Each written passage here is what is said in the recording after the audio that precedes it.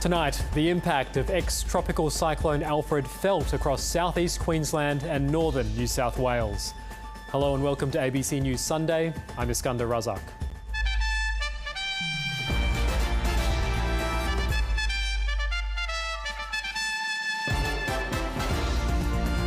Also tonight, Labor's win in the West. Voters return Roger Cook's government in WA. Tackling the tricky world of getting your own information from state agencies. And soaring for a soaking, the ups and downs of the annual Moomba Birdman Rally.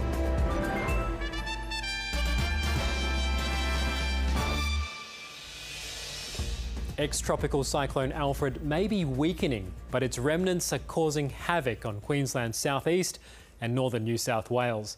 Massive rainfalls and flash flooding are triggering dozens of emergency warnings for inundation.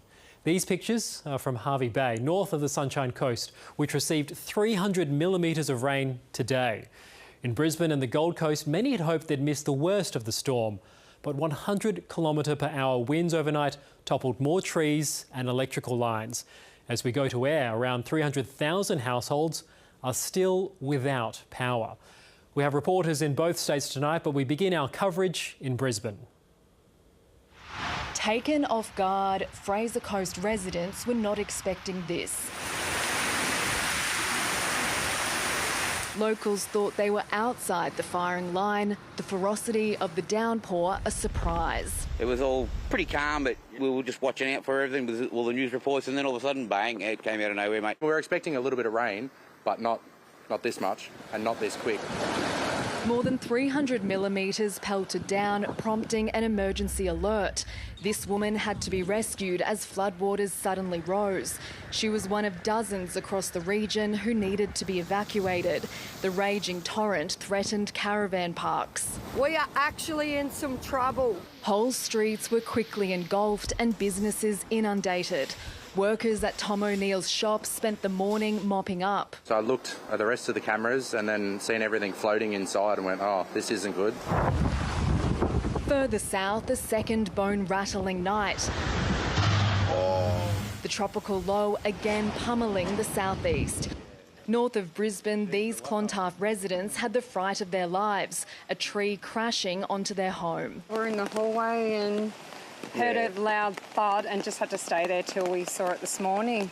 They'd spent the evening before sheltering elsewhere, not expecting last night to be worse. Because the weather looked good yesterday, we moved everything back in the house and ended up, getting caught out. There is no doubt that it continues to pack a punch. Gusts of more than 100 km/h were clocked. Yeah, it was blowing a gale. Then pounding rain. How you doing? All good? We're just watching the creek at the back now. It's sort of broken its banks, but we're on sort of going low tide at the moment, so fingers crossed. Across Brisbane, waterways overflowed. Low-lying streets and the cars left there swamped. A spectacle for some. Right in front of our eyes. It's just going so fast. Wet roads without traffic lights made driving dangerous. This Brisbane resident says he bought his house knowing it could flood underneath. We just took a chance. You just got to take a chance sometimes, you know. Authorities are warning everyone to stay on guard in the short term. The heavy rainfall will continue and flash flooding is a high risk. We've not had any loss of life from this weather event, and I'd be really keen to keep it that way. But the system is expected to ease in coming days. We have no plans to open the Wivenhoe and Somerset gates at the moment with the rainfall that we can see on the ground at the moment. Hundreds of thousands remain without power or telecommunications. On the Gold Coast, some have been in the dark for days. You know, we're on candles, we're on gas, we've been able to cook. Kids have been doing a lot of painting activities, and we're just trying to be back how we used to be when we were young, without a bit of technology. Exhausted residents dealing with this disaster for days are being urged to stay vigilant. With the beginning of a new week, some people will be returning to work, with services, schools and businesses up and running where possible. A return to normal life, hopefully not too far off. Kate McKenna, ABC News, Brisbane. Let's get the latest from our reporters Will Murray in Brisbane and Ethan Ricks in northern New South Wales. First to you, Will. It's still not over yet, but what's the situation where you are? Well, Isk, we were warned for many days that heavy rainfall was on its way, and it's certainly here now. Here in the Brisbane CBD, we had around 100 millimetres of rain yesterday, and we've already had well over that again today. And you might be able to hear and see it's still very much falling. So some suburbs have already been affected by flooding, particularly low-lying areas like Stones Corner, East Brisbane, Carindale, Oxley, and in the north, places like Nunda. And we're hearing that severe storms are currently lashing Logan and the Gold Coast a little bit further south. So in total, we've had around 1,000 call-outs for the SES today, mostly for damaged buildings and fallen trees. We've heard that 100 extra police have been deployed and around 850 fire and rescue personnel. Now, looking ahead, the rain is expected to ease across southeast Queensland from tonight, although we may get another burst tomorrow morning. Thankfully, that's not expected to be as sustained as what we've seen over the past couple of days. So hopefully the work of restoring power and also beginning the clean-up can start in earnest. Now, this is still a very anxious time for a lot of people because while the rain is still falling, it means the rivers and the creeks are still rising, Isk. Ethan, you're in Grafton. What's happening there? Isk, the flow and effect of ex-tropical cyclone Alfred is now being felt in these low-lying areas of the state where authorities have shifted their attention. The Clarence River in Grafton has risen dramatically over the last 24 hours from below 2 metres yesterday to above 5.5 metres today. That makes this a major flooding event, and the Bureau of Meteorology is forecasting that that will continue to rise into the evening, and that's certainly caught the attention of many locals. We'll just watch and act as we hear the warnings, but as far as I'm aware, the warnings are saying that it's not going to go over the levee, so it should be all right. I'm not from here. Only been here for a year, and this is the first time. It's unbelievable. Pretty bad. I reckon it's one of the worst ones. But yeah, like we still got heaps more rain coming. This area is subject to a number of emergency warnings, and to make people aware of that, the SES says they have knocked on more than 400 doors in the area today. Isk? Ethan Ricks and Will Murray, thank you both. Several towns in northern New South Wales appear to have avoided devastating flooding. Some warnings have been downgraded and an evacuation order has been lifted. But thousands of people are still without power, and it could be days before they are reconnected. For some communities, relief. It just didn't rain like they thought it would. A major flood warning for the Wilsons River has been downgraded. The advice now is to return with caution for Lismore CBD. But for many areas, the threat is far from over. I don't want to imply that we're out of the woods yet. In Dorrigo, tributes flowed for local man Tommy Cook, who drowned in flood waters on Friday afternoon. He was definitely a larrikin. He was a hard-beaten bloke. Everyone knows Tom. Here comes Tom again. But everyone knew Tom. Everyone liked Tom. The 61-year-old was trying to drive across this creek, but was swept away before rescue crews could reach him. There's not too many people that would have known that creek better than him, and it's a terrible mistake. Overnight, the SES carried out 6 flood rescues. Unfortunately, one of those where a family of 2 adults and 6 kids tried to navigate through flooded waters. It absolutely astounds me that this still occurs. Coraki is still under a major flood warning and access remains cut off. You can see that the road is half underwater. Rito Bodenberg runs a cafe across from the Richmond River. As long as the shop is not underwater, we will go and prepare takeaway meals, our rosti meals, for the community that they have something nice to eat. Authorities say dirty drinking water is becoming an emerging issue. Unfortunately, there's 3 areas in our shire where we can't guarantee the safety of our water, so we have had to issue boil water alerts for those. For families who evacuated in Murwillumbah, board games are keeping morale high. We just evacuated with all of our stuff. We've got other electronics over there, but this is just all of our important documents. Sarah Robertson's family has been in this motel room for 5 days. We're just exhausted. You know, this is every flood season. You can't relax. Just across the Tweed River over here is South Murwillumbah, and you can see why a lot of people would want to live here. It is normally an idyllic location. The obvious issue is that when that water rises, those homes are the first to be affected. Nearly 15,000 homes are still without power. I would expect that some customers will be looking at 5 to 10 days before supply is restored. There's a lot of people who can't connect with their families, so they don't know that they're safe. While the immediate danger has passed, there's now fears some could remain cut off for days. Victoria Pengilly, ABC News. 12 members of the Defence Force remain in New South Wales hospitals tonight after 2 military vehicles rolled. The soldiers had been in Lismore helping communities affected by ex-tropical cyclone Alfred. Police are now investigating what led to the incident. On a tough day for some of their military mates, men and women in uniform file into Lismore Base Hospital, where members of their team were taken after a major crash. In my 32 years of policing, it's the largest accident scene that I've been to.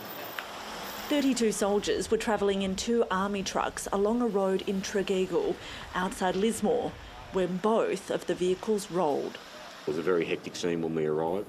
We had patients of varying injuries up and down the roadway, and certainly still had 4 persons trapped. All on board were taken to hospital and a mass emergency was declared. The troops from Queensland's 7th Brigade were in the Northern Rivers helping communities clear up after ex-tropical cyclone Alfred. This team of 32 had been engaged in route clearance work and were in transit from one task to another when the incident occurred. These men and women are heroes who are on their way to help people in need. They were doing this at a time when some of their own families were bearing the brunt of Alfred. The New South Wales Premier wants to make sure the support keeps coming. I don't want it to dampen the community's need, the state's need, the public's need for help every now and then. This afternoon, a fresh round of help arrived in Lismore as more soldiers from Queensland were given a tour by police, with conditions still treacherous in parts of the town. Visiting paramedics have also been playing a crucial role in northern New South Wales, plucking patients from flood zones with their world-first fleet of ambulances designed to tackle rivers. Our HARA vehicle is able to operate safely in a floodwater depth of 1.2 metres, and there have been multiple crossings at that depth through this deployment. The Prime Minister has praised the efforts of those involved in helping flood-affected communities. Anthony Albanese and the Defence Minister Richard Marles today visited troops in Queensland. It's also expected they'll come here to northern New South Wales in the days ahead. Fiona Willan, ABC News, Lismore.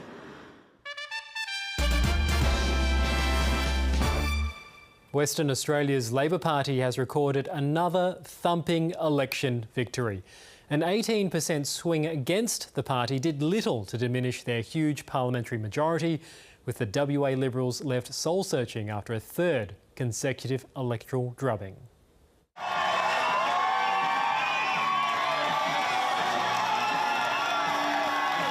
Stepping out of Mark McGowan's shadow and into Labor's 3rd term, one the Premier says will be defined by local manufacturing. Western Australia has voted for a future which is made in WA. After a history-making landslide in 2021, the party was bracing for a loss of at least 12 seats, but so far has lost just 4. Despite an 18% swing against Labor, it was not a good night for the Liberals. It's been a dramatic result for the Labor Party in Perth. They're doing much better than expected. Liberal leader Libby Mettam leaving the door open for a change of leadership. And it is important that whoever the leader is going forward is the leader going into the 2029 election. Prominent media personality Basil Zemplis will be in the mix after a closer than expected win in the seat of Churchlands. The continual rebuild of the Liberal Party now takes its next step with more numbers more talent. With another election imminent, both federal leaders are watching WA closely. To put it in context, this is the second largest victory in history in Western Australia. That is quite remarkable for a government seeking a third term in office. Well, look, it's a mixed result in WA. In a seat like Collie, where we've announced the nuclear reactor, there was a 20% swing to the Liberals in that seat. A key takeout from the WA result is that both major parties continue to bleed votes to independents and minor parties, a trend both federal leaders will need to address in the coming weeks. Rhiannon Shine, ABC News. For many people in Victoria, getting access to their own health and personal records can take weeks or months and requires an arduous process called a Freedom of Information request. It's something the state's Information Commissioner says needs to change. He's described the FOI system as no longer fit for purpose and needs a wholesale rewrite.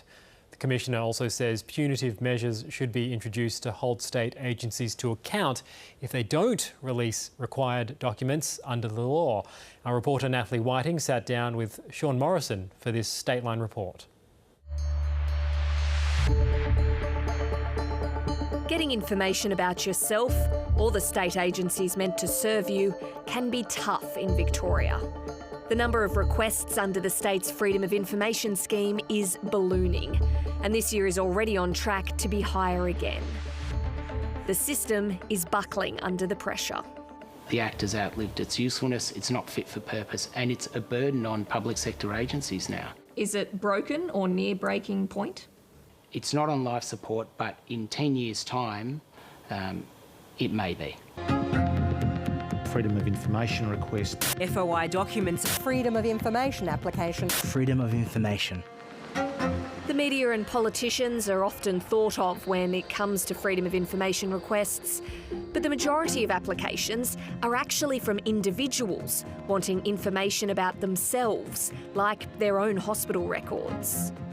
Health services dominate the list of agencies receiving the most applications. We need systemic change so that people can get access to their own information quicker, cheaper, potentially free, and with a much more streamlined process. Do you think that will happen? I'm confident we will get some change in that area during my term, or at least an intention to that change.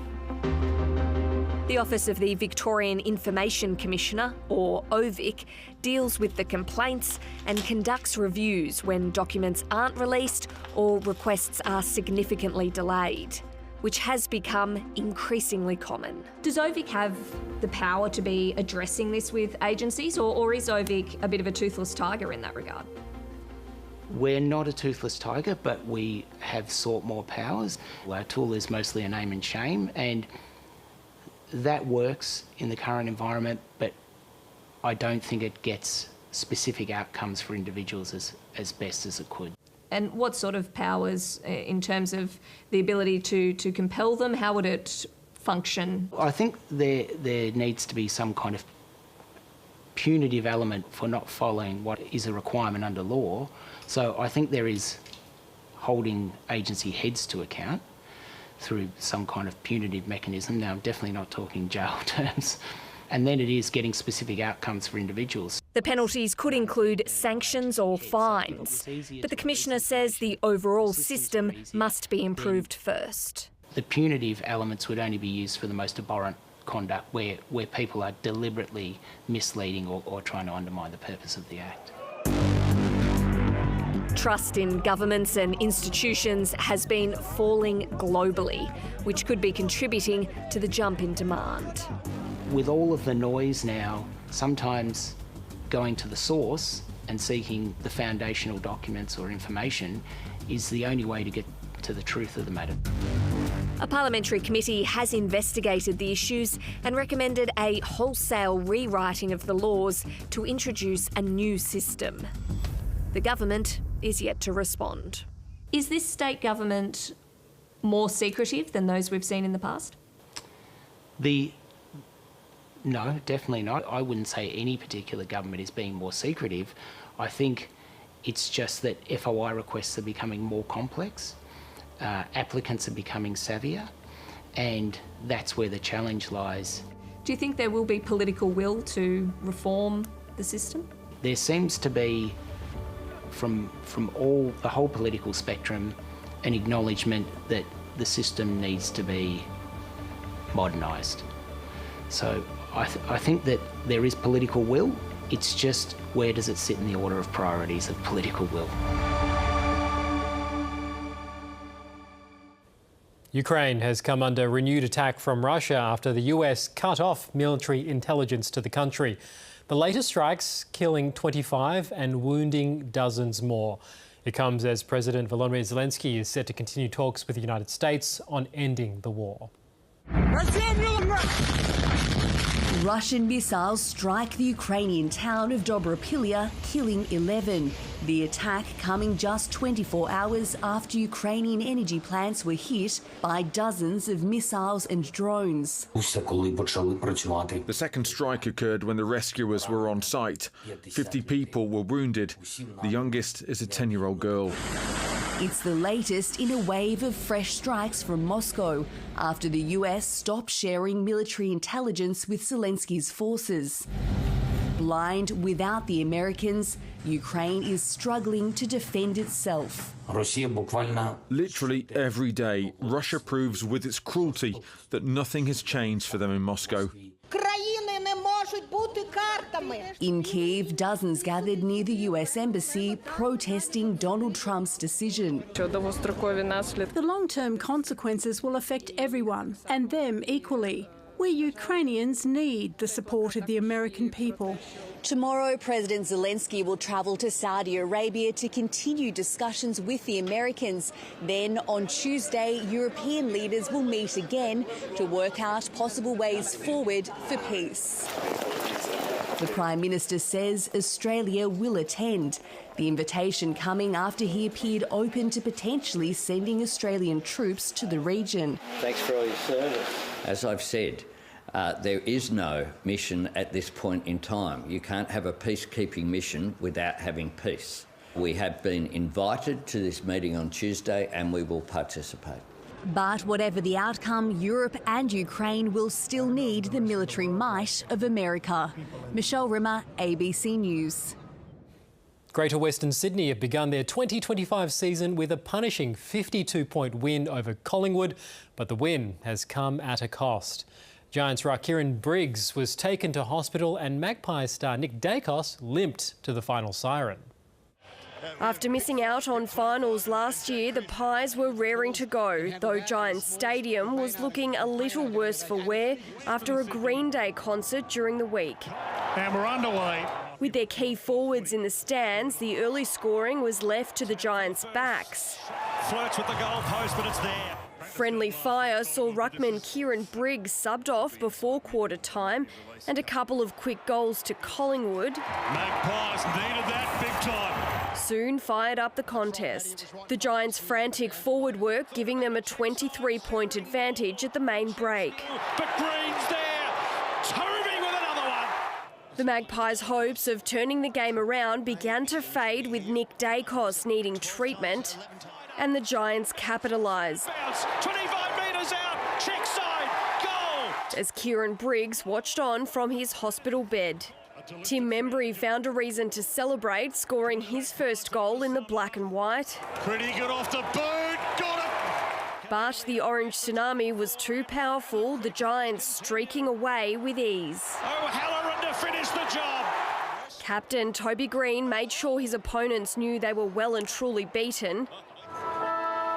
The siren sound finally putting the Pies out of their misery.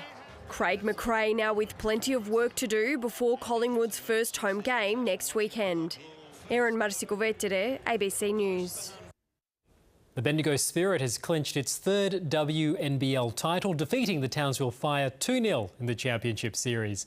The Spirit led the series 1-0 but were challenged by the Fire early in Game 2 before Sammy Whitcomb lifted her side in the second half. The veteran took control of the match in the third and finished with a game-high 26 points. The visitors led by as much as 10 points in the final term and held off a late surge from the Fire, its Spirit's first title in 11 years. Honestly,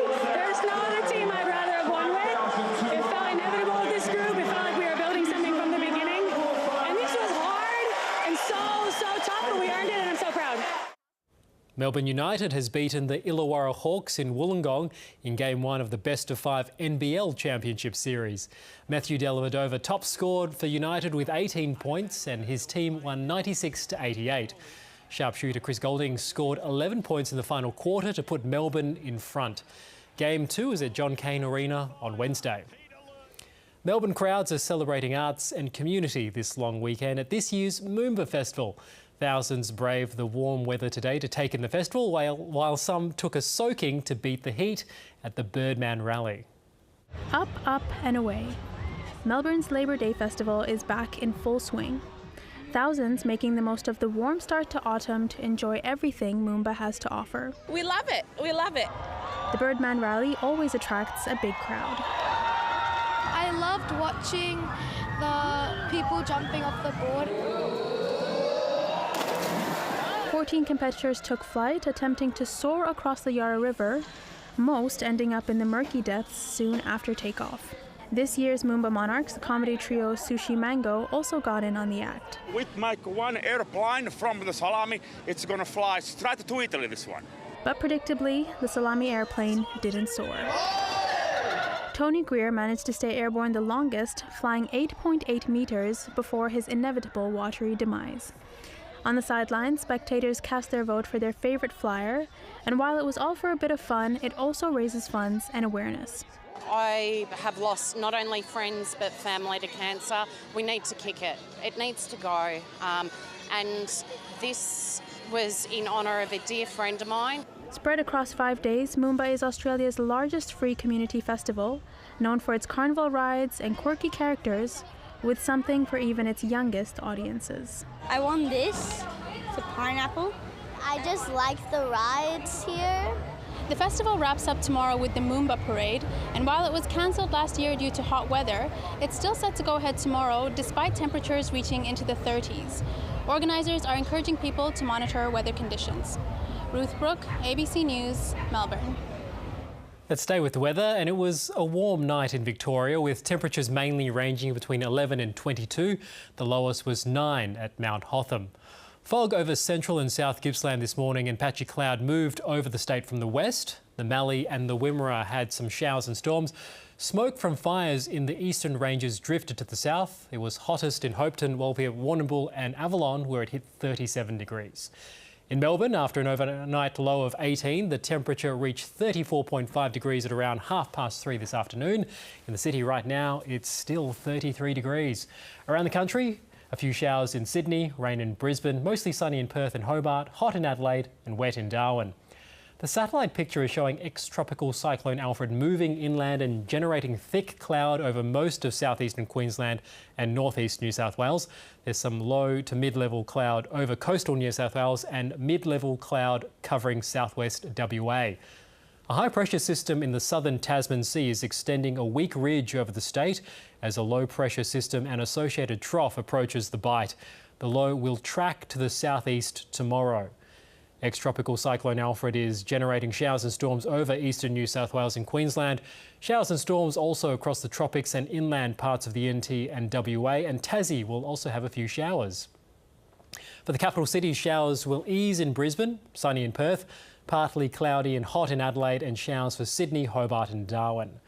Back home, a hot day with the chance of some isolated afternoon storms across most of the state, more likely around the ranges and the southwest. 36 in Hamilton, 35 in Echuca. Partly cloudy with a few showers over central and eastern ranges. That includes possible thunderstorms around Lake Eildon. But despite the rain, temperatures will be well above average for the state for March. On the bays, 10-knot northerly winds will turn southeasterly and get up to 15 knots by the early afternoon. Waves below 1 metre. There's a strong wind warning for the east Gippsland coast and a severe heatwave warning for central and southwest districts. For Melbourne, down to 22 tonight, then mostly sunny with the chance of a thunderstorm in the morning and afternoon. So be prepared if you're going to the Moomba Parade, a top of 34. Looking ahead, Tuesday sunny and 34, Wednesday a shower 2, Thursday cloudy and 23, Friday partly cloudy and 29, Saturday a possible shower 32, and next Sunday a shower 2, a high of 27. That's it for this evening's bulletin. Thank you so much for your company, and I hope you join me tomorrow from 7. Good night.